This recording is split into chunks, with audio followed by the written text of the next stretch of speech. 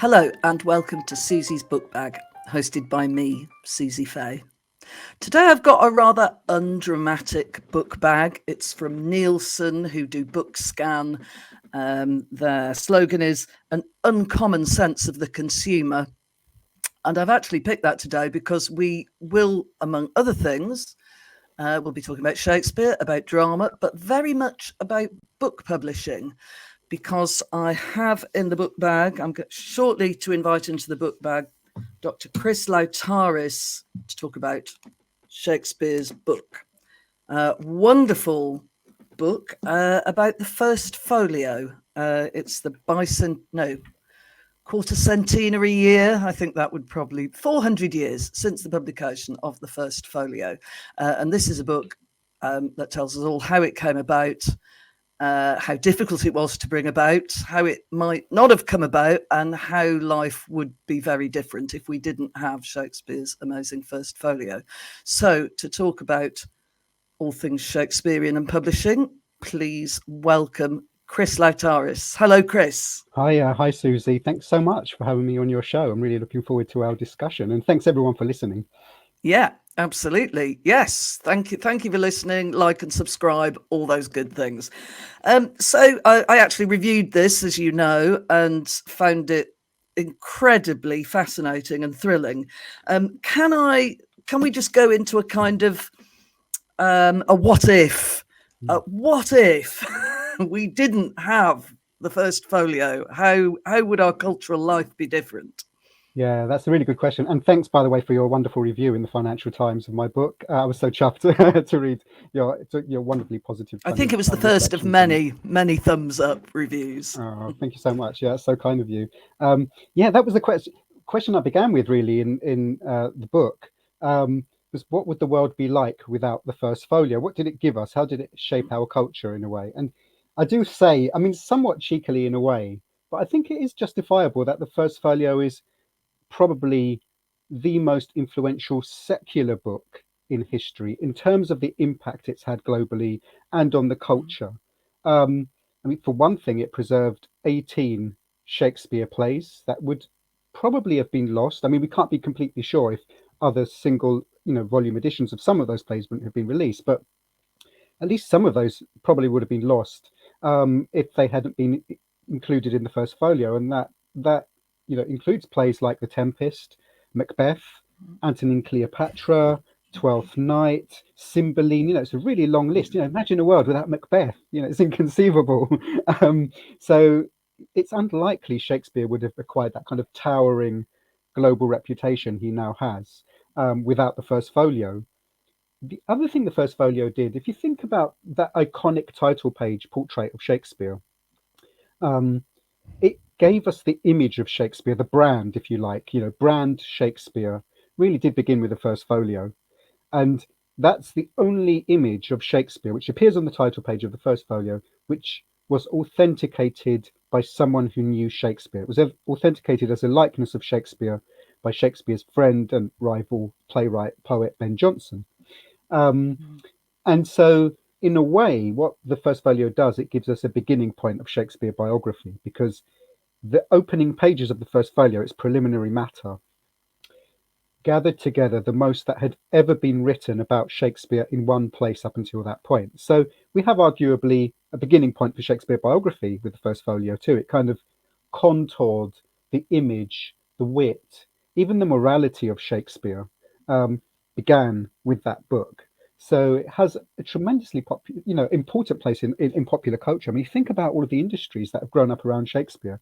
The tourist industries, the film franchises, merchandising, educational programs.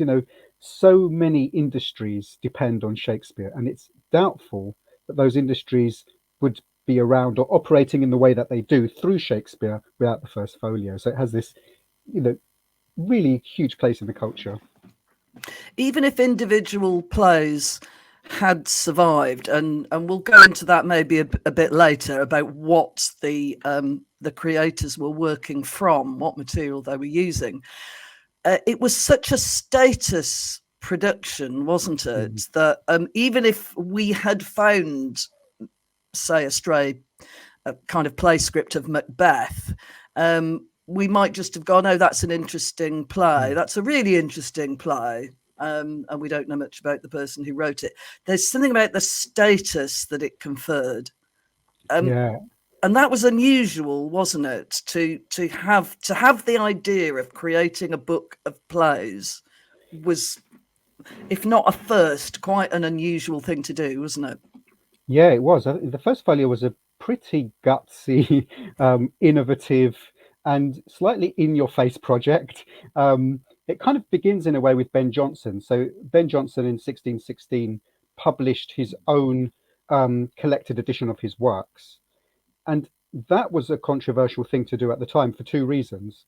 It included commercial plays, and the one thing you did not publish in a folio format were commercial plays, because folio formats were huge. I mean, folios are huge books. You know, you need space, you need a desk, you need to be wealthy enough to have the room to kind of to store a book like that and to read it. But you also need to be wealthy enough to buy it, because first folios, I mean, folios generally tended to be expensive, as was the First Folio, and we'll go into the pricing, I'm sure, in a moment. But you know, what you published in folio format were grand historiographical works, theological treatises, even works by monarchs. You know, James I's own collected works were published in a folio format. You did not publish plays, and it's quite. There's this kind of wonderful letter by Sir Thomas Bodley of what would become the Bodleian Library, to the keeper of the books at the Bodleian, and he says, you know, we can't store playbooks. He refers to them as baggage books. He says they'll bring disgrace to the library, so we have to, you know, remove any trace of playbooks, because playwriting was not really considered a prestigious occupation as it is today. It was in a transitional phase in Shakespeare's time, but I think the First Folio was part of the reason for that for it being in that transitional phase. So, you know, folios were not reserved for plays. So Ben Jonson was pretty bold in incorporating commercial plays into a folio format. And what's worse, for the people, some of the people at the time, you know, for some of the intelligentsia of the period, was he referred to them as works. Now, the term works was reserved, again, only for very grand literary texts, you know, historiographical works, you know, these long, you know, genealogical treatises, you know, these were works, not plays. But Ben Jonson very boldly referred to his oeuvre in total as works, which included commercial plays. And one satirist of the period was so incensed by this, he quipped, "Pray tell me, Ben, where doth the mystery lurk? What others call a play, you call a work." So, you know, he was just so incensed by the temerity of Jonson to have referred to his commercial plays as works. And so those are the two reasons why that this was a bold thing. But then when you get to the First Folio, they go one step beyond that in publishing a folio format book just with commercial plays, whereas Ben Jonson's works contained other forms of writing. They weren't just commercial plays, but the First Folio is just a book of commercial plays in folio format. And to make matters worse, those plays are referred to as works more than once within the book. So yeah, this was a bold enterprise. It was innovative, and I think it was responsible in part for helping to increase the prestige of playwriting, because you got this book of plays in this monumental format, and it was expensive. You know, a First Folio would have cost about 15 shillings to buy unbound, which is roughly about £120 today. So this was a status item. It was expensive. You needed deep pockets to buy it. And so this was not the sort of book that anybody could just own. You know, it really was a status symbol. That made it the most expensive book of plays in history up until that point. So this, I think, the First Folio had a huge role to play in shaping the prestige of the craft of playwriting. How many, do we know how many were printed and how many survive? I mean, there are a fair few knocking around, aren't there? Yeah, so estimates vary, but one estimate that's normally cited is that we think roughly 750 First Folios were printed in its initial first edition. So 750 copies, of which around 235 survive. The Folger Shakespeare Library has the largest number, I think something like 82 copies in the Folger Library, but they're scattered across the globe. But yeah, 235 surviving folios in either complete or partial kind of state of survival. So yeah, it's not a very rare book in that regard, in that we do have 235 copies, but obviously a very valuable book. You know, one sold at auction not too long ago for something like $10 million. Mm. So, you know, this is still, it's certainly appreciated in value. Yeah. Was it a kind of print on demand thing? Did they bring a few out, see how the market went, bring a few more out, or was that the actual let's go for Oh, 750 copies? yeah, that is a really good question. And I think the answer to that is we don't know for sure. What we do know is some initial copies were sold in a different state. So one reason we know this is that the syndicate, and I'm sure we'll go into who the syndicate were in our discussion, but the syndicate who financed the folio, which consisted of 4 book-selling businesses, initially sold the book without the play Troilus and Cressida in it. So we know there was an initial run of fewer number of books without Troilus and Cressida, and this was because they failed to initially reach an agreement with the rights holder to that play, whose name was Henry Worley. And at some point they did reach an agreement. They hastily added Troilus and Cressida without a mention in the contents page, or the catalogue as it's referred to. And so then it went back on sale with Troilus and Cressida in it. So it looks like there may have been kind of some initial copies that were sold, and then another batch. And it's possible then there was another batch because a kind of lengthy prologue was added to Troilus and Cressida. So yeah, it looks from the surviving evidence it may have been produced in batches. Mm. And how many of the extant copies or partial copies have you tracked down in the wild? Oh, that's a really good question. Yeah, I haven't seen that. I mean, they're very difficult to actually get your hands on. I think I've managed to actually handle about 3 or 4. The most memorable for me was in Padua, um, partly because I was just left alone with this book worth millions, you know, and just allowed to leaf through it, and it was quite a special moment. And I think partly because it was in Padua, and I got a sense of the journey of the First Folio art, because that book, that particular volume, probably ended up in Padua as a result of England's trading and diplomatic links with Venice, and it kind of then traced a path in the 17th century into Padua, and it has the distinction, I believe, of being the only First Folio in a city outside of England, which is also a setting for a Shakespeare play, Padua being the setting for The Taming of the Shrew. So it has that kind of resonance to it, and it's sort of that, you know, having passed probably through Venice, you know, at the crossroads of this kind of trading empire, it did give me a sense of that sliding doors moment when the First Folio did start to go out into the world. So it was a special moment handling that particular First Folio. What I was trying to do was get a sense of the the paper while reading it, because paper then was very different to now, at least the First Folio and books like it.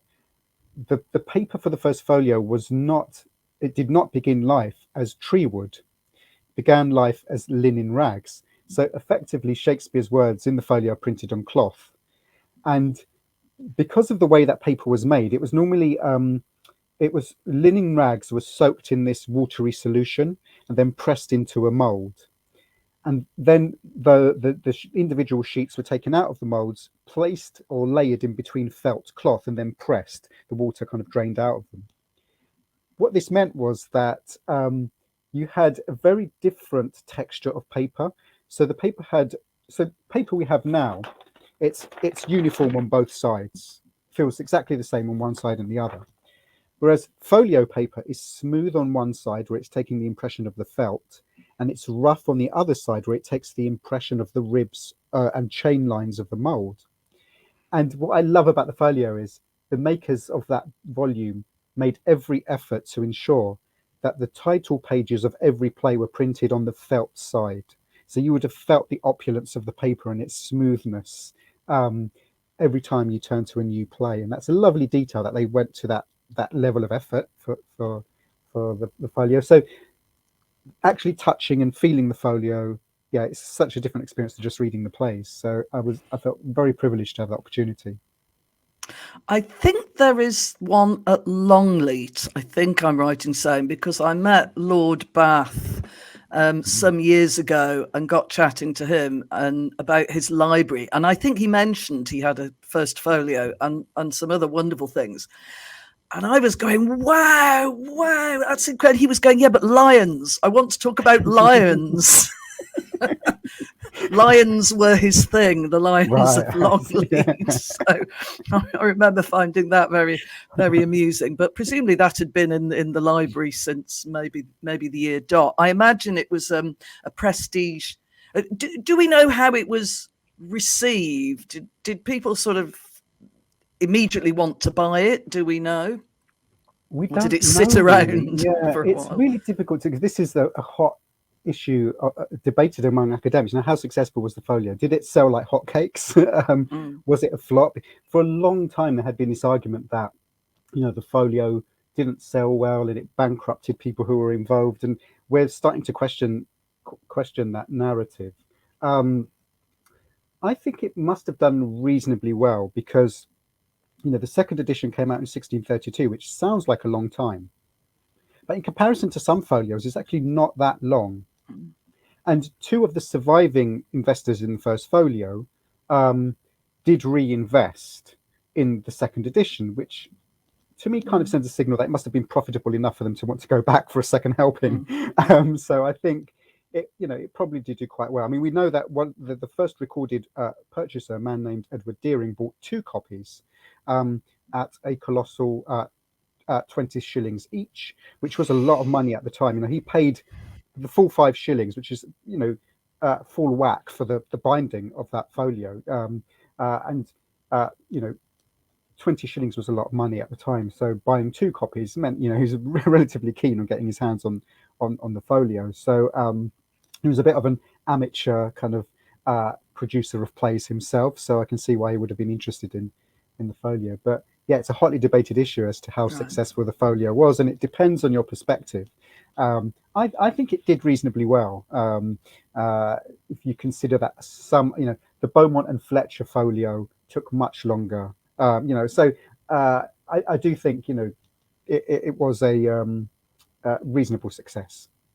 I think probably the survival rate and the spread of copies would probably indicate that people wanted it. I mean, if things don't sell, they get pulped quite quickly, you know, or rot away in a cellar. And the fact that there are so many out in the wild is probably a healthy sign. Let's talk about the syndicate then, and really what the motives were. What was the inspiration for it's a syndicate of very interesting people, isn't it? Yeah, absolutely. Yeah. So, I mean, what we're normally told is that the makers of the First Folio were Shakespeare's friends and fellow actors, John Hemmings and Henry Condell, who, by the time of the printing of the First Folio, had become the senior managers of the playing company to which they belonged, which was called the King's Men. So they're often credited with making the First Folio, and they write 2 epistles, 2 letters, which are attached to the front matter of the book. And so there's this amazing monument to them, which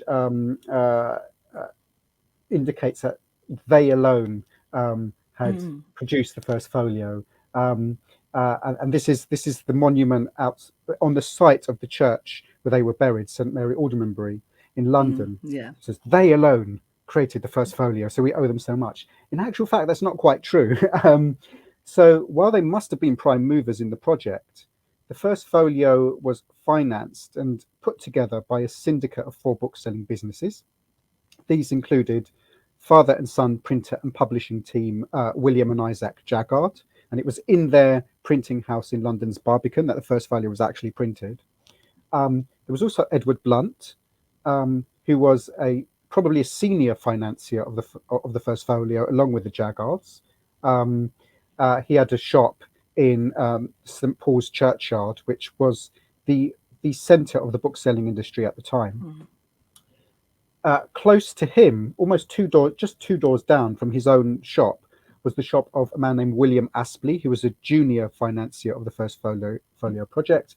Then there was John Smethwick, whose shop was just to the west of the St Paul's precinct, just under the clock of St Dunstan's Church, along across Fleet Street. So these were the 4 bookselling businesses who put up the funds for the book. But aside from them, there were so many other people involved. You know, the compositors. The compositors were the press workers who put together all the thousands upon thousands of tiny pieces of lead type, which were put into frames, and then the printing was done. But interestingly, they changed the text. You know, so if they ran out of text, run out of space rather for text, you know, they might shorten the text. They might cut out stage directions, or shorten some of the passages, or they might turn verse into prose so they could squash everything into the page, and vice versa. If they had too much space left, they added things like a cast list of characters, for instance, or ornamental decorative blocks to fill the space left. So the compositors were also figures who changed some of the wording of Shakespeare's own kind of texts. There were also scribes or copyists who may have been involved in some of these plays. We know the name of one scribe. He was called Ralph Crane, and Ralph Crane was employed to copy neatly versions of some of the first few plays that were in the First Folio. So he provided neat, legible copies, but he also made changes to the text. So we believe Ralph Crane had some of his own foibles that he kind of introduced into Shakespeare's text. So he loved bracketing and parentheses, for instance. He loved really weird compound words. So, you know, phrases like be mocked at stabs, you know, all connected with hyphens. So he liked hyphenated compound words, which we often think of as Shakespearean, but some of them may be Ralph Cranian. So if you think about all the people involved in creating the First Folio, it's quite a number of people. So it was a collective project, and it required, you know, numerous hands, some of them more visible than others, to put the project together. What would the scribe have been working from? I mean, I've heard of things like bad quartos, whatever they are. What was? I mean, there's nothing in Shakespeare's hand, is there? And do we think that maybe once they'd been fair copied, the precious originals of Shakespeare might have just been thrown in the bin? Yeah. So this is again one of the more complicated things about tracing the provenance of First Folio texts. So as you say, there's almost nothing in Shakespeare's hands, apart from a small fragment we believe might be by Shakespeare from the play Sir Thomas More. But apart from that, we have nothing in Shakespeare's hands. We can only conjecture which plays we think are from an authorial manuscript, sometimes known as foul papers, which is Shakespeare's own kind of authorial manuscript. Generally with these plays, there's a mix of provenance. So some of those plays in the folio might have been based on Shakespeare's authorial papers. Some might have been based on what is sometimes known, as you mentioned, bad quartos, which could be corrupted versions, sometimes memorial reconstructions of individual Shakespeare plays, or pirated editions. Some plays might have been a mix of things. So based on previous quartos, might be good quartos, might be bad quartos, but then interpolated with other fragments from, say, manuscripts. Some might be based on prompt books, so these would be the performance copies of books. And so one of the tricky tasks that the syndicate and, you know, possibly Hemmings and Condell had when turning over manuscripts to the syndicate was to decide, okay, which versions do we use? Do we use a version based on Shakespeare's authorial manuscripts? Do we use one based on a previously printed quarto? Or do we blend different versions to get what we might think of as a better version? If a play has been censored during its kind of, you know, life, if you like, do we reinstall censored parts, or do we leave those out? So what makes up each individual Shakespeare play can be very complicated. You know, we believe, for example, that a play like All's Well That Ends Well is probably based on Shakespeare's authorial manuscript, but it may have interpolations from editing by Thomas Middleton. Some have argued that. Some have argued that that play was originally co-authored with Middleton. So every play, I think, is hotly debated, and in some cases it's more certain than others where the provenance is, and with others it's still an open question. And Shakespeare having died in 1616, didn't he? How quickly was this syndicate brought together and this idea brought together? Was it sort of immediately, as soon as Shakespeare died, he was seen to be so special, or did it take a few years to get ahead of steam? Yeah, that's a good question, and it goes back to a question that you asked me earlier, which I didn't answer, which was, what brought it about? What was the impetus? And it's difficult to say. When Shakespeare died, there wasn't this huge, massive outpouring of grief. And what's interesting is that even before his death, around 1613, just as he's finishing writing solo plays, he's and collaborative plays, in fact, in 1613, just at that point, his work seems to be losing popularity. And by the time we get to say around 1619, there have been no new printed editions of Shakespeare's plays from 1615, when an edition of Richard II was published. So Shakespeare seems to have lost popularity, seems to have fallen out of favour, and we see a kind of trend for a kind of dwindling publication of Shakespeare, and then this kind of long hiatus with no plays published.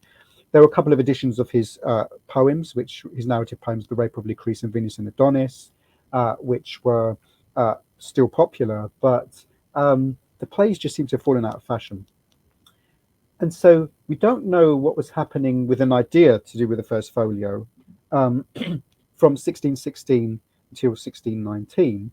What we do know is that Shakespeare left bequests of money to buy mourning rings for Hemmings, Condell, and the actor Richard Burbage. And some speculate that might have been a kind of bond between them to seal the deal, that they would carry on working on his collected works. And in fact, Hemmings and Condell do say in the preliminary materials to the First Folio that they imply, at least, that had Shakespeare lived, he would have overseen the publication of his own folio himself, and that he had, quote, departed from that right by death. So that might suggest that he was thinking seriously about First Folio. But then there's nothing really to connect us to the First Folio until 1619. And this is a really peculiar year. So much happens in that year. What I argue in that book is that it was the death of Richard Burbage, who was seen as, the greatest actor of the age, that might have had something to do with first a change to the literary landscape as regards Shakespeare, and then that might have helped push things along for the First Folio. So the reason for this is Richard Burbage dies in March of 1619, and there's this massive outpouring of grief. And quite famously, the national mourning around Burbage's death eclipsed that of Queen Anne of Denmark, who had died just a couple of weeks prior. And there were complaints at the time that nobody was really mourning the death of the Queen, and everyone was much more interested in the loss of Burbage. And Burbage played all the great roles, Hamlet, Macbeth, King Lear, Othello, Richard III. He was so known for these big roles, and that means he was. That would mean that he was the first person to play those roles in kind of theatrical history. He sort of set down the marker. So again, absolutely, and that working with Shakespeare as well. So. Absolutely, yeah. I think, and then that would have meant he had a special place in people's hearts. And so he dies in 1619. And what I argue in the book was that this is what sparked a resurgence of interest in Shakespeare. Because suddenly in 1619, we get an attempt to create the first collected edition of Shakespeare's works, which is not the First Folio, but a smaller quarto edition of selected plays, but the first attempt to create a sequence of Shakespeare plays in a single publication. It's sometimes known as the First Folio, even though it's in the format known as a quarto, which is a small single edition. And interestingly, two of those involved in putting this kind of 1619 edition of of Shakespeare plays together were William and Isaac Jaggard, who did go on to produce or co-produce the First Folio, and in the very same printing house in which the First Folio was printed. So 1619 is the first time we get a sense that maybe there's a connection that might be building up to the First Folio. And I go into quite some detail in my book, Shakespeare's Book, about this, as to how that might have come about. Did the syndicate who were working on the first, or were Hemmings and Condell rather aware? Did they become aware that there was a syndicate working on this earlier 1619 edition of plays, and then enter into some kind of discussion with them, which meant bringing William and Isaac Jaggard into the First Folio project, possibly. And so I go through the potential scenario for that in the book. But we don't know what the impetus was. I mean, one thing I do argue is that when Burbage died, Hemmings and Condell must have been aware that there was a now or never kind of imperative, because they were the last two senior members of the company left. And in fact, even as Richard Burbage lay dying on his deathbed, on the day he dictated his will, the company had buried another senior actor named Richard Cowley. So they lost two senior actors within days of each other. And that basically meant that Hemmings and Condell were the last senior members. So they would have known they were the last living link to the totality of all that Shakespeare had been. They must have thought, it's now or never. If we go, who will know Shakespeare's works as well as we do from the very start of his career to the end, and be able to implement a project like this? So I think Burbage's death must have had some kind of emotional impact on them, which may have influenced the creation of the folio. I think what I find so fascinating about the story is that, we now, as you've said, there's a Shakespeare industry. If there's ever any attempt to remove him from the curriculum, there's an outcry. He's the canonical figure, but this is a time when it was not so. It didn't need to have been so, and really, it is, as I said before, a publishing story, a story of canny people also thinking we can make a bob or two out of this, and now is the moment to strike. So there are lots of, it's a little bit of a punt. But it's also they're sort of figuring out strategies, how to make this a really great book that people are going to want. And I was absolutely fascinated to see that it was launched at the Frankfurt Book Fair, which still goes today. Yeah, so, but book selling and publishing weren't two separate things, or even printing, were they? Could you paint the scene in St Paul's Churchyard? Yeah, so St Paul's Churchyard was the hub of bookselling at the time. There were a couple of bookselling hubs, but St Paul's Cross Churchyard was the kind of centre of the publishing industry at the time. So it was like the perimeter of the sort of northeastern edge of the churchyard, around what was known as St Paul's Cross, which was a huge preaching platform that preachers delivered incendiary kind of lectures from, and so around that area. There were bookshops, and so this is where booksellers kind of touted their wares. It was a very kind of lively, noisy place to be, I guess. There were preachers, preaching from the cross.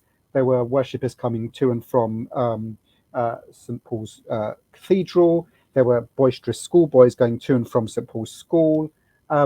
And Edward Blunt is a really interesting character. So as a senior member of the Folio syndicate, he wasn't just a bookseller and a publisher. He was also he also had was involved in other services. He would take deliveries of fruit and seeds and other sweet delights like treacle, and so he operated a kind of collection service for goods. He also was involved in kind of more intelligence service kind of work. So he would supply news sheets and information to James I's courtiers and to ambassadors in other countries, like Brussels and Paris. So he operated a number of businesses, I guess, from his shop in St Paul's. The other book-selling hub was St Dunstan's Church.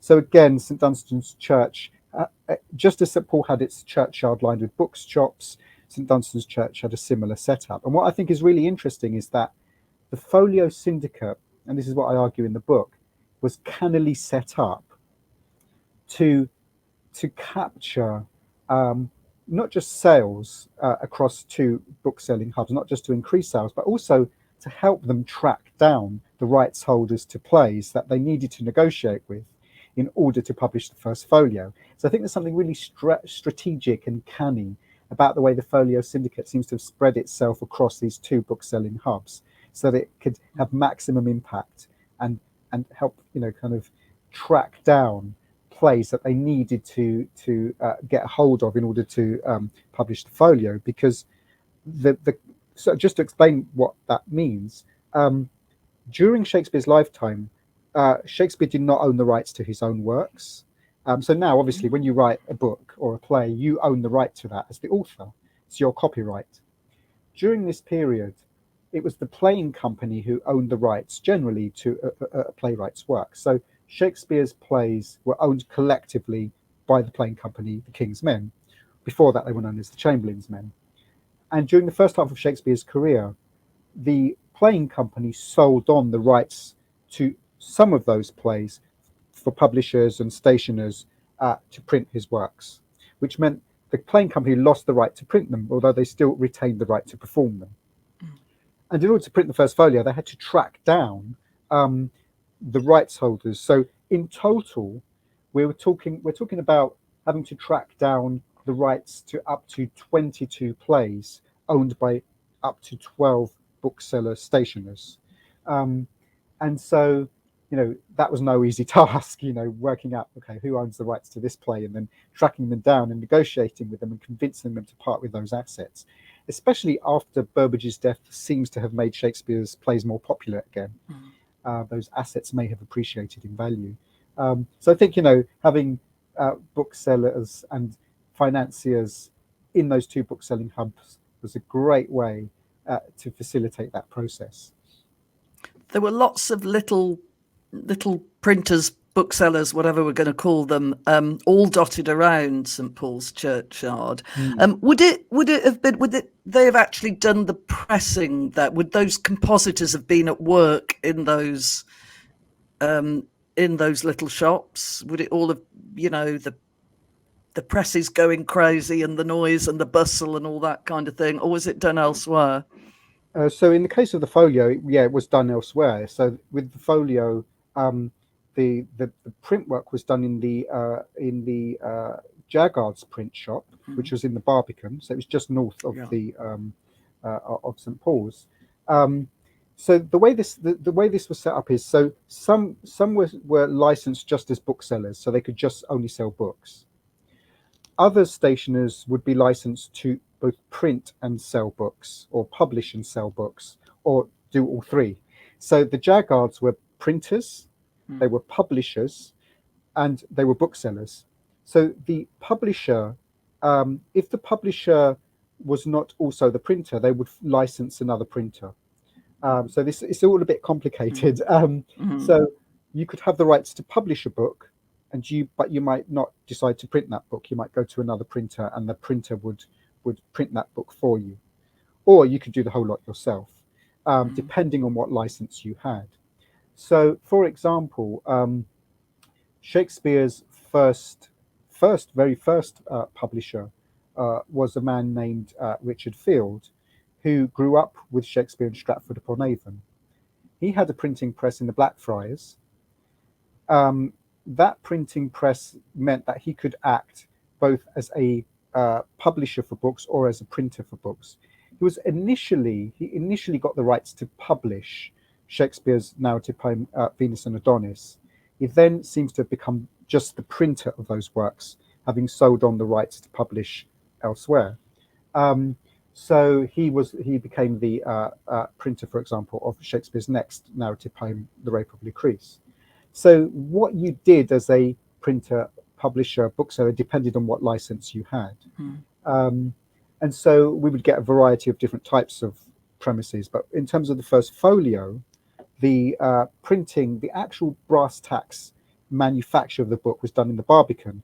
But then, because you had these 4 book-selling businesses, they could all sell those books from their premises. So that helped maximise sales. So Edward Blunt, John Smethwick, William Astley would also have got, as investors in the Folio project, would also have got copies of that book and sold that from their premises.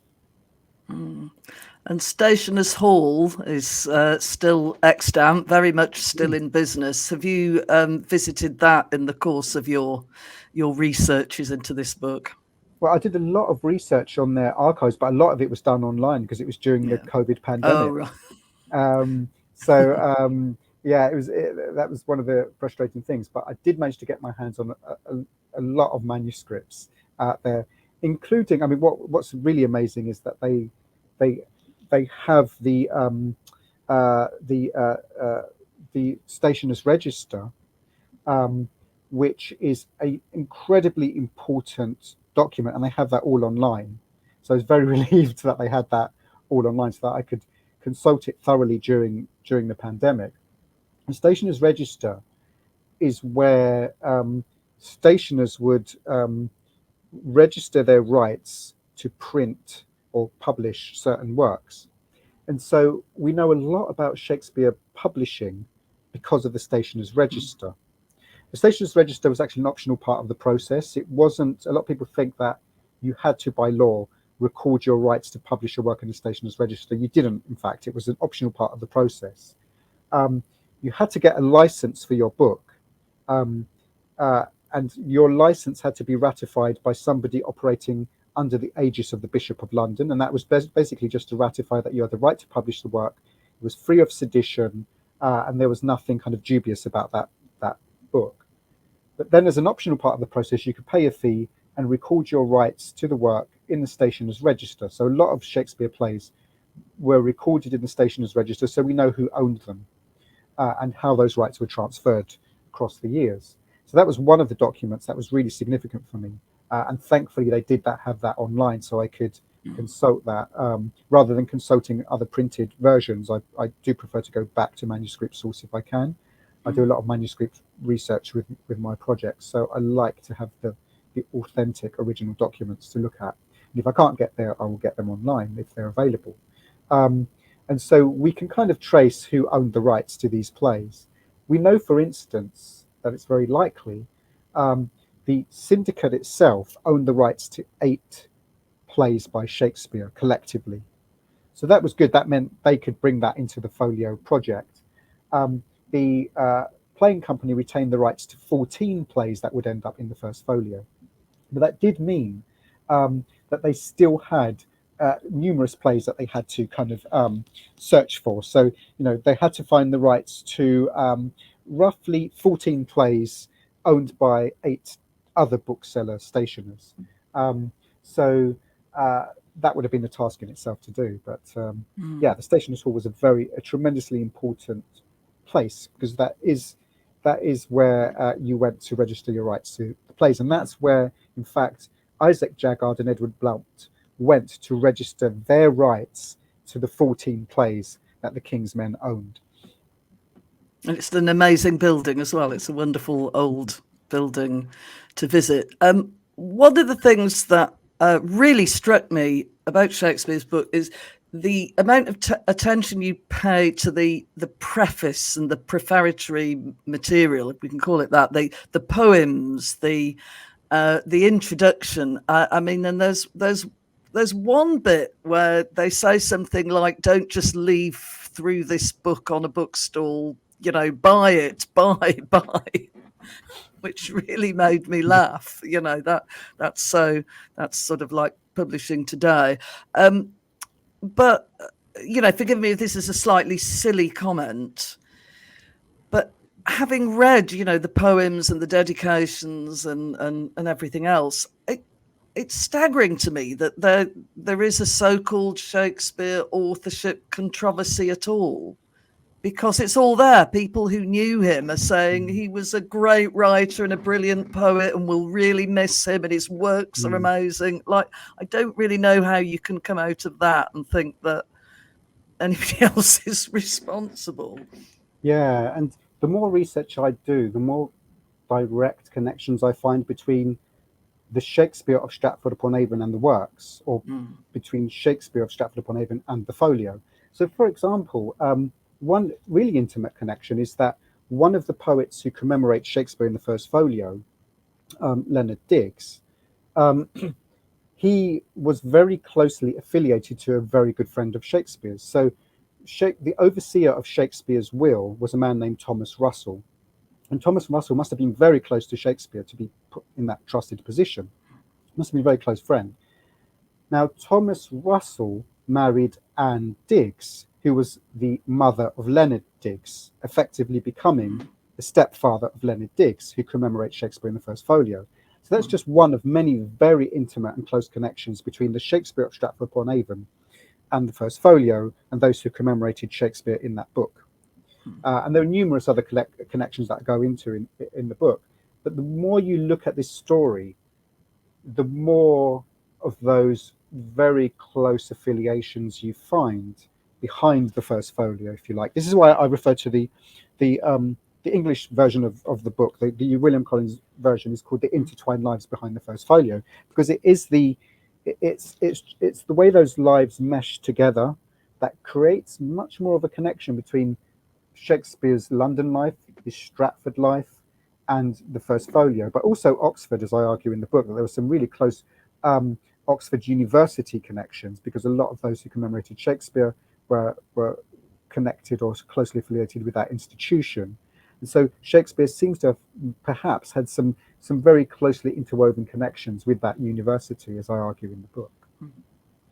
And people talk about the will, and it doesn't mention the fact that he was a playwright, but the actual manuscripts don't seem to have held value in that era. You didn't sort of go, whoa, it's actually written by him. It's just in effect scrap paper, I guess, once it's been printed or copied.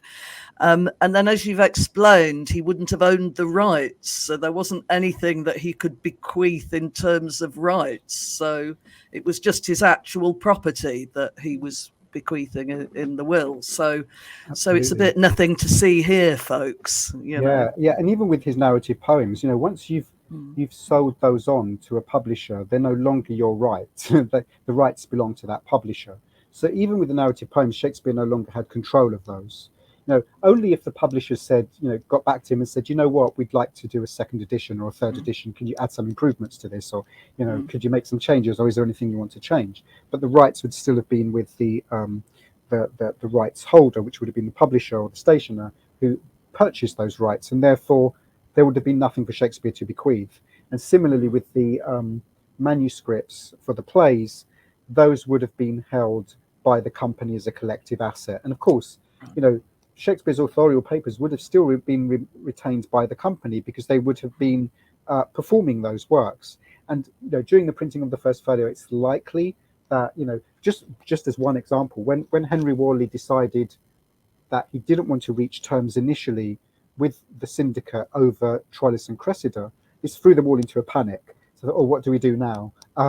So they searched for another play to replace it with, and they chose Timon of Athens, which had also never been published before. But what they must have reasoned was, okay, the path of least resistance is to find an authorial manuscript or some other kind of derivation of that, maybe a prompt book or whatever, of a play that hasn't been published. So there was no quarto version of this. They turned over that manuscript to the syndicate, who put that in place of Troilus and Cressida. But what that indicates is the company was still held these as valuable resources in terms of playing and in terms of their bread and butter. So they would have been held by them. Shakespeare would not have passed those manuscripts on. They would not really have been his to pass on. The company retained those.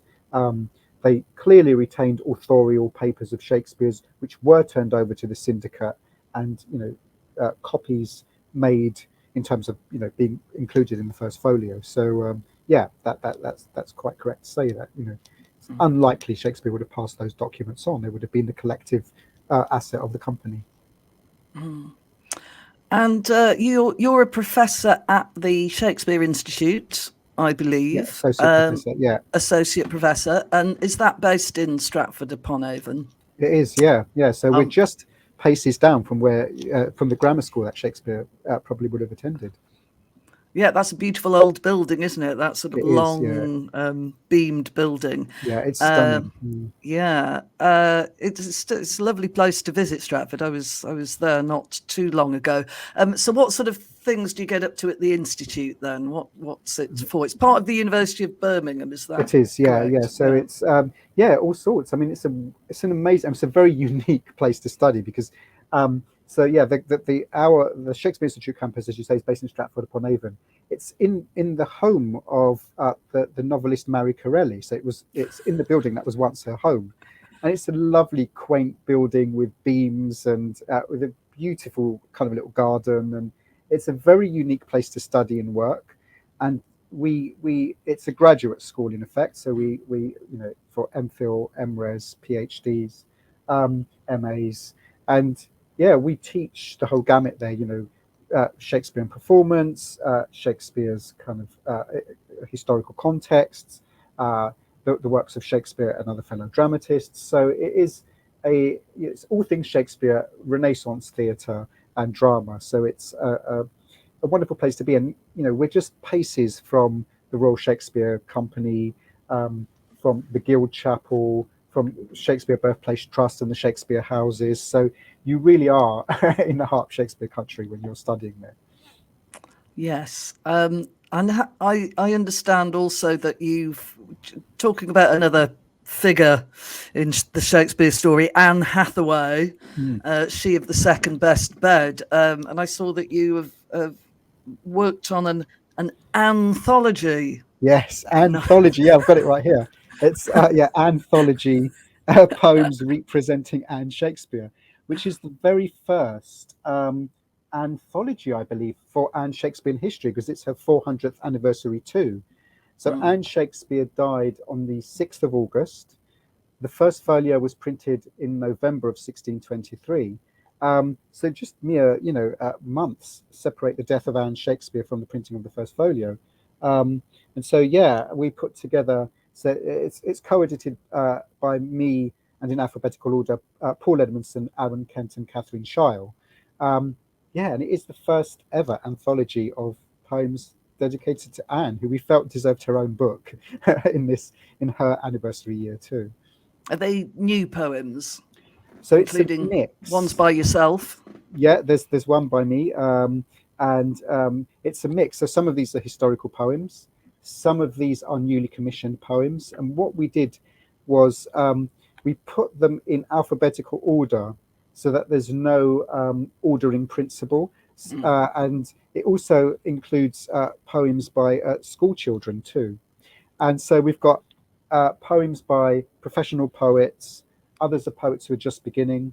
We've got some poems by local school children, and we've got poems by long dead poets, all rubbing shoulders, sort of serendipitously colliding in this book. So you get a sense of the way Anne changes through the ages, the different interpretations there are of Anne, and how we might reimagine her.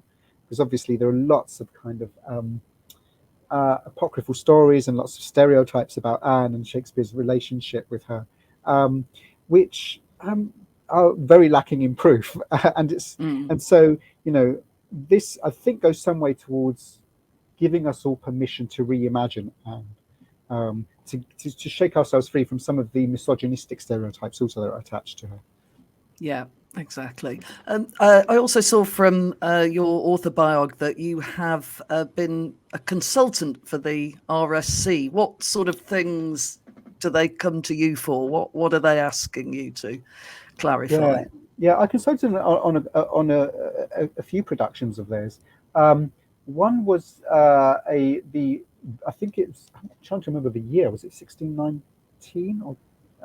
It was the Measure for Measure. It was Greg Doran's wonderful production of Measure for Measure, for instance, and also before that on As You Like It. And there was a smaller production at the Other Place Theatre. I believe it was called Kingdom Come. So members of the Shakespeare Institute often provide consultation to the Royal Shakespeare Company. So we give them sort of the academic lowdown on these plays. You know, what their provenance was, when they were produced, the circumstances of their production, historical and thematic context that might be brought to bear on their meaning, and are generally there also to answer any questions that they may have. And this grows out of a collaboration between the University of Birmingham and the Royal Shakespeare Company. So we have a kind of ongoing collaboration, which we hope benefits them and also benefits the institution. And it's also great for the students because, you know, some students get to be part of courses where, you know, they're kind of working in the RSC on, you know, during their courses, you know, that we have space that's given to us there for some of our courses so they can go into the RSC and do stuff there. So it's a wonderful collaboration that we've got going on. And yeah, it's a real pleasure to be able to provide consultation for RSC productions. And just to see the other side of things, because I'm more of a, as you know, a historical contextual kind of scholar. So it's nice to occasionally work with and talk to people at the RSC and just to get a sense of how those texts are translated into performance in a more kind of brass tacks way. Well, I imagine certainly talking with actors and dramaturges and the directors that there is a slip, isn't there? There's a difference between performance and what is written down. You know, it's very nice to read plays, but sometimes you can go and see a play and the impact is entirely different. So I imagine that the insights work both ways when Absolutely, you work with yeah. something like the RSC. Oh, absolutely, yeah. You notice things as an academic. I might notice something, a resonance to something that I didn't quite pick up on before as being significant. It might just be a line that I've kind of read 1,000 times and kind of skipped over and not thought maybe hadn't factored in the same way. But when you see it performed and you see the impact it has, it does change your perception. And it's really just interesting talking to people about it. You know, I'm good friends with Aileen Gonzalez, who was an associate director with Greg Doran on that incredible 2016 Tempest production that had all the spectacular digital kind of effects and holograms, and it was amazing seeing that production, but also talking to her about what it was like to put that together and what it meant to use more advanced technologies on a Shakespearean stage.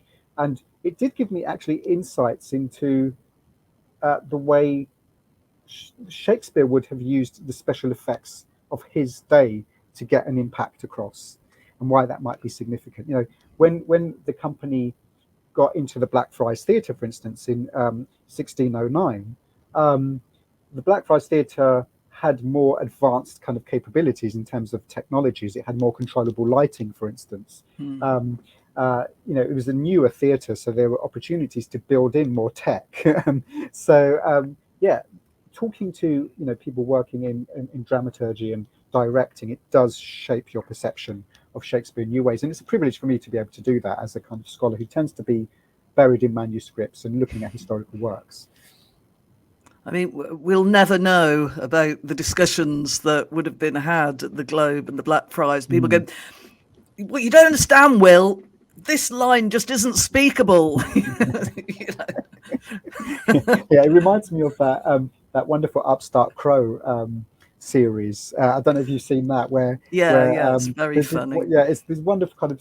I love those scenes where you have Susanna Shakespeare's daughter, saying, "Dad, why do you write like this? No one actually ever speaks this way. It's not how people talk." It's like, why do you have to go around the houses with everything you say?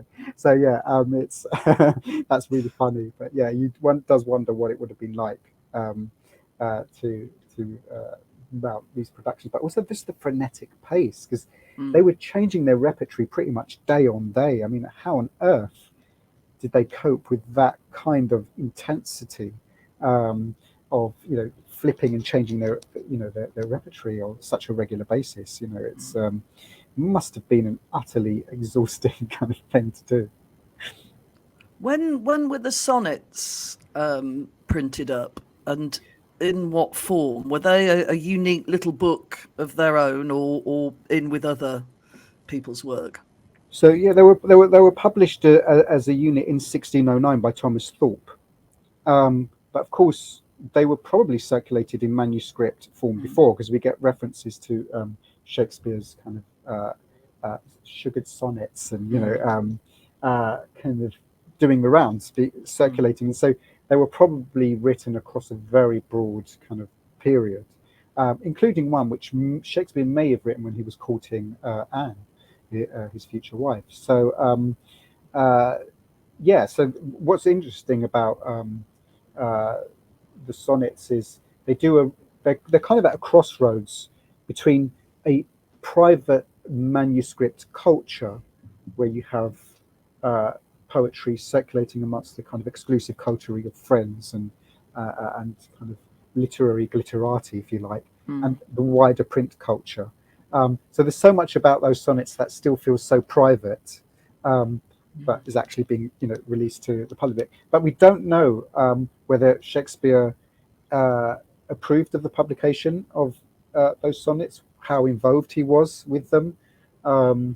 What I found particularly interesting, I argue in the book, I mean, one of my more sensational claims in Shakespeare's book is that there's a sonnet that might be by Shakespeare hiding in plain sight in the printed edition of Ben Jonson's Sejanus. But what's interesting about that book is it was published by Thomas Thorpe. So if that poem is by Shakespeare, then it might suggest a prior connection between Thomas Thorpe and Shakespeare, because that was published. The Sejanus book was published in 1605, and this is a sonnet in the front matter to that book, dedicated to Ben Jonson. It's only signed with the name Cygnus. Cygnus, Swan. the swan. Yeah, classical myth was transformed into a swan and then became the constellation Cygnus. And so Ben Jonson refers to Shakespeare in the First Folio as the sweet swan of Avon, but who was also translated into, became a constellation. So I'm Katie, so I'm guessing you're not convinced by this being a Shakespeare sonnet.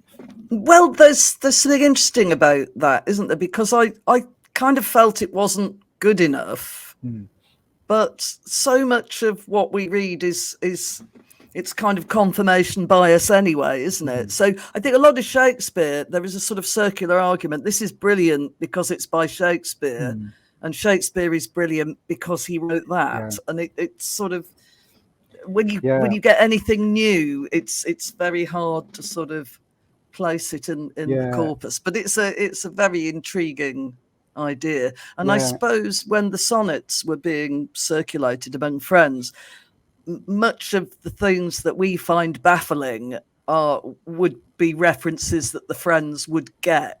Yes, absolutely, and with that Cygnus, I mean, if it is by Shakespeare, it's a different type of poem. It's a blander kind of gig, if you like. It's writing in praise of somebody else.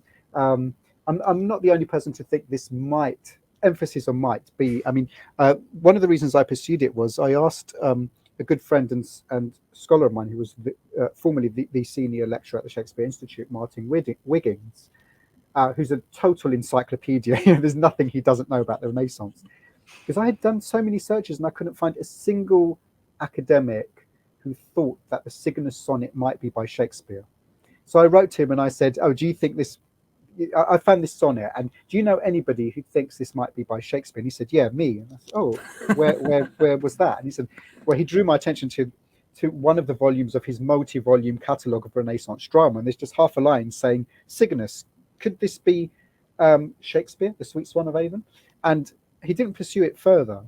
So I thought, oh, well, if he independently thought there might be something to it worth pursuing. So I'm quite cagey. I don't say this is definitely by Shakespeare. I think I like to put it out there. I've published it in the book, and those who are interested could get the book and read that sonnet for themselves and make up their own minds as to whether they think it's Shakespearean. I think what I've done is create the first sustained critical analysis of that sonnet as potentially being by Shakespeare.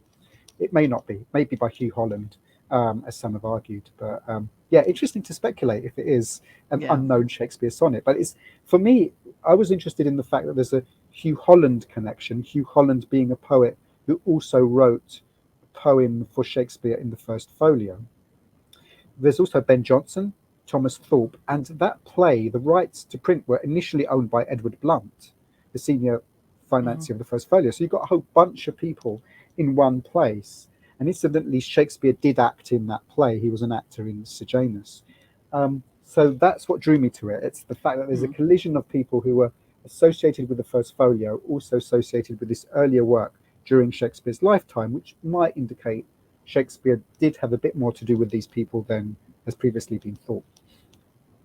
If there's one thing that you would like to find in a dusty archive or some never before seen piece of Shakespeareana, what would it be?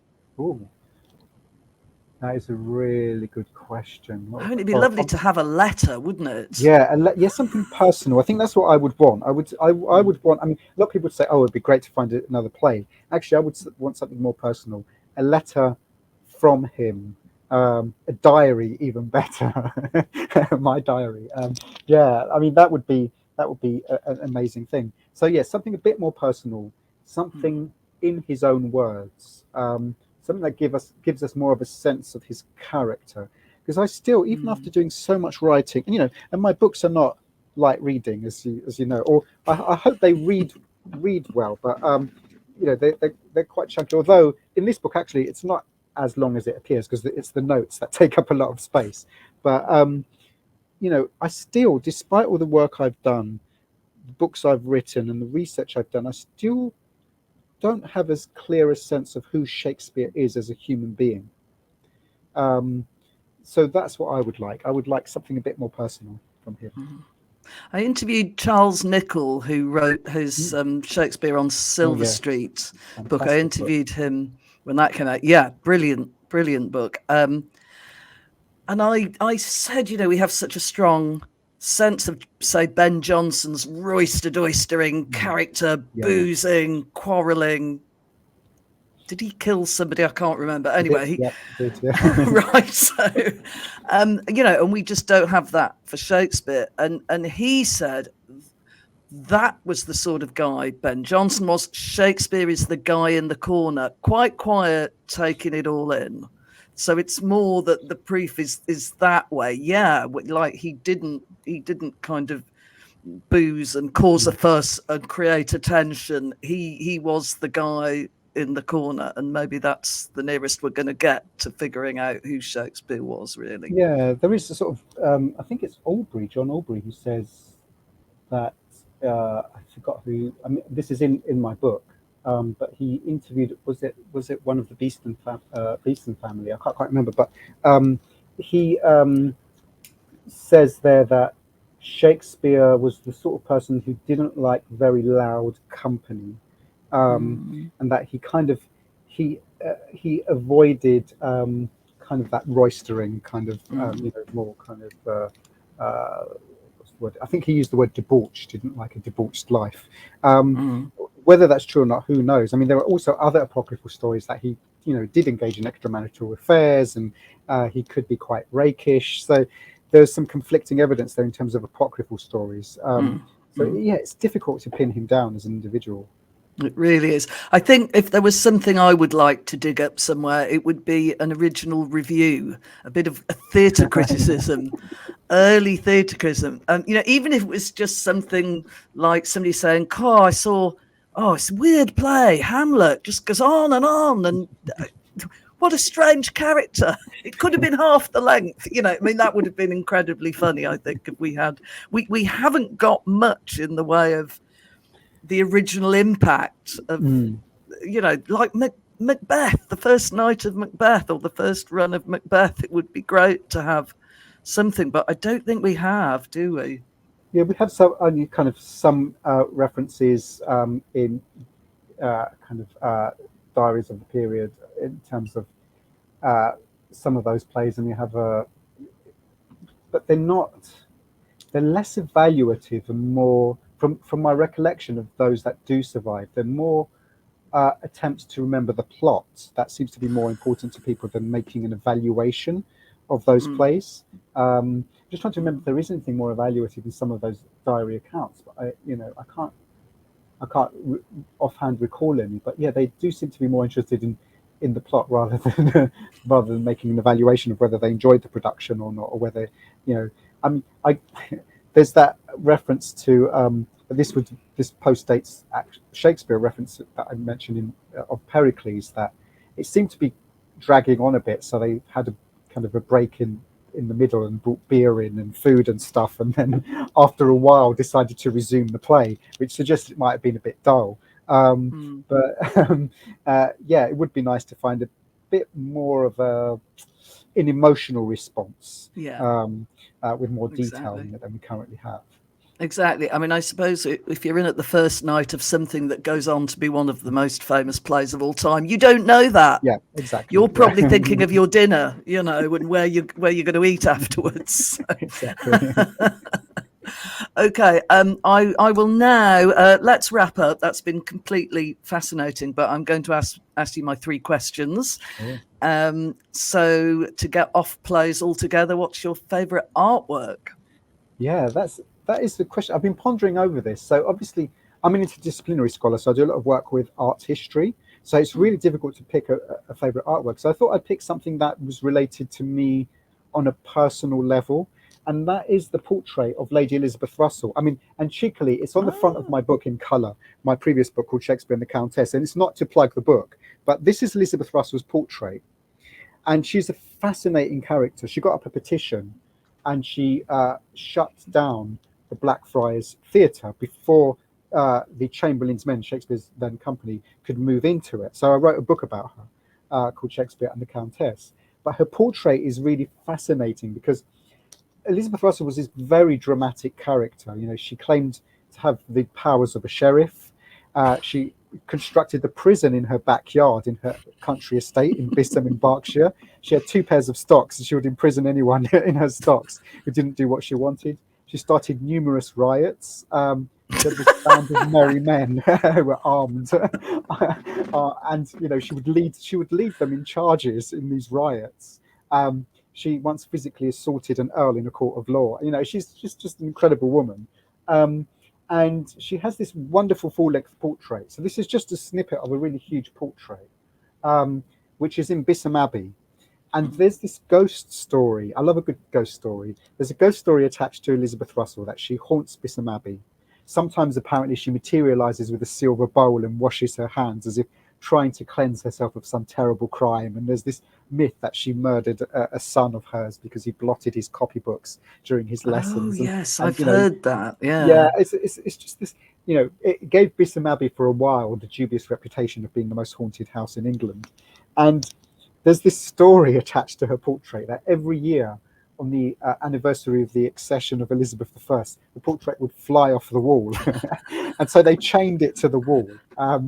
It's an amazing story, but the portrait is very difficult to photograph. It's very high up, and I tried to get pictures and I couldn't. And the publisher of this penguin commissioned a great photographer named Gert Scalens to photograph it. And this is where it gets really interesting. So he took lots of photographs on his digital camera, checked them, they all looked fine. When he got home, all the photographs disappeared, which I thought was quite interesting. So yeah, I love a sort of story. So he had to go back, totally perplexed as to how on earth these images could all disappear from his camera. And he went back and took more photographs. And on this portrait, there's a Greek inscription. And the Greek inscription is from a psalm which threatens a dire warning to wicked men. I think it's from the passage, I forget which psalm, but it's from a passage which reads something like, "And wicked men shall go down into the pit of destruction. They shall not live out half their days." And Elizabeth Russell put it on her portrait because it was a warning to all her enemies. Believe me, she had a lot of enemies. And when he took the photographs, the inscription somehow disappeared. It wasn't in the photographs. So it was the second spooky thing that happened to her. It's actually quite a good sign. It probably means she doesn't view us as being among the wicked men who will go down into the pit of destruction. So it was just a fun story that got attached to this portrait. And it was quite I was very proud of the fact that we could get a good quality portrait for this book, because there wasn't another one in existence of the original portrait. So that was an adventure, and it was so nice that the publisher put her portrait, front of the book like this, because I wanted something very confrontational. And I say in the book that she looks with her gargantuan widow's hood like a cobra ready to strike its victim, and that image did the rounds in the media. It got quite a lot of attention. So yeah, I do love that portrait, and I love her story, so I'm very attached to that as an artwork. So that's yes, my favorite artwork. She sounds like if anybody would be an unquiet spirit, possibly she would. One lifetime isn't long enough to cause the amount of mischief that she wanted to cause. Absolutely, yeah, exactly. Okay, well, you're obviously very well read in Shakespeare Renaissance studies and all that kind of thing, but is there anything out there that you think you should have read by now and you just haven't got round to it? Yeah, I think what I would like to do more of is, I guess, use one of my sort of assets, which is my knowledge of Greek. Because I'm of Greek Cypriot heritage. I was born in England, but my parents were born in Cyprus. And Greek has been very useful to me over the years. I'm not a classicist by any means, but I mean, the books that I've got up here, these green and red books are classical editions, parallel text editions, and the ones in green are half Greek, half English, parallel text editions. And I'd like to actually use that skill a bit more and go back and read. So I do dip in and out of these parallel text editions, but I would like to read more, like Aristophanes, Aeschylus, just to read the classical roots of drama and literature, and read them in parallel text, and use my knowledge of Greek a bit more to get a sense of the totality of these works in their original language. So say, I'm by no means a classicist, but I am fluent in modern Greek, and that I can use that to help me with classical Greek. So I think I'd like to do more of that, because I've got this asset in knowing that language. And Elizabeth Russell herself wrote many poems in Greek and Latin, and I translated those poems myself in the book. And it was great to be able to get a sense of her understanding of the Greek language. So yeah, I think that's what I would like to do. That's something I haven't really done yet, and I think that would enrich my knowledge of Shakespeare even further, going back to those classical sources. So I think that's what I would do, yeah, if I had a bit more time. Wonderful. To do that. And finally, what's the weirdest or funniest bit of feedback or criticism you've had on your work? Yeah, that's a good question. Yeah, I don't think there's been anything really out there in relation to my work. I sometimes get told that I'm too thorough with my research. So yeah, so I sometimes get told that you've researched this too much, or you're too thorough, which I take as quite a compliment, because I do like but I like to read books that are quite thoroughly researched. So I like the idea that I can be a bit too thorough at times, which is quite nice. I think the oddest recent one for Shakespeare's book, and I totally understand why the critics said this. They said, "Oh, that Chris Laoutaris is always so intent on getting a scoop. If only he'd just lay these scoops aside." And I do get why he said that. But it seems quite unusual to me, because what tends to happen is, if you do a lot of manuscript work and a lot of primary research and get your hands on primary sources, you do discover a lot of new things, because we tend to think of the Shakespeare field as being so well researched that there can't possibly be something new to discover. But there's always something new, for Shakespeare, in the Shakespeare and the Countess book, and I also mentioned this in Shakespeare's book. I discovered, for example, the precise location of Shakespeare's first publisher's printing press. So Richard Field's printing press had been lost for 4 centuries. We didn't know exactly where it was. And by looking at old manuscripts, leases, indentures, wills, and other documents, I was able to gradually piece together the exact location, almost down to the last foot, of Shakespeare's first publisher's printing press. Along with lots of other discoveries. And similarly with Shakespeare's book, I mean, I don't really go out looking for a scoop in that sense, where you would do if you were a journalist. You'd want to find a scoop, because that's important. I think what happens is it's a much more organic process. You do the research, you find something that's interesting, then you do your due diligence, you research it, you ask other people, and you get a sense of whether or not there's potentially something to it, and then you go to print with it. And in fact, in Shakespeare's book, there's so much more that I discovered, or new interpretations, or tantalizing things that didn't make it into the book because I wasn't quite ready with them. So while I like the idea of me being this like journalist who's on the hunt for a scoop, it's much more organic and a much slower process. But it did make me laugh reading that. It's like I sort of had to raise a sharp focus on getting a scoop, and I was going to get one no matter what. But yeah, it doesn't quite work that way. You stumble across things, and then it's a long process. I mean, Shakespeare's book took 10 years to write from conception to completion. And so it's a long process where you're finding things and then investigating them, dropping some things, picking other things up. And, some of those discoveries were actually quite last minute, like the Cygnus sonnet was quite a last minute discovery. And I had to make a decision as to whether that will go in the book or not. And I thought, yeah, why not? Throw it out there in the world and then see what the world makes of it. Well, I should add, it is a beautifully published book in its own right, and there are lots of illustrations and illustrative material, and your maps are fascinating. Thank you. As you try and put them over in acetate form over the modern map of London. It's really a brilliant feat of scholarship. Thank you so much. Yeah, I absolutely loved it. I really did, and it just told me so much about the history of publishing. And like I say, who knew the Frankfurt Book Fair's been going on that long? Yeah, it wasn't even new in Shakespeare's days. So. Yeah, absolutely. Yeah, so it's amazing. Some of those continuities are really interesting. And since publishing the book, lots of people come to me to say, actually, it hasn't been that long since the typesetting format of printing using these little lead type has stopped. It's only, I think it was still going in the 60s. So people have been telling me, oh yes, either their father or their grandfather or somebody associated with the printing process at the time had been working on typesetting in that particular format, not very different to what was happening with the First Folio. So it's amazing how recent some of these histories are and what the continuities are. And I found that when researching it, it's not as far away as we may think it is in terms of some of those continuities.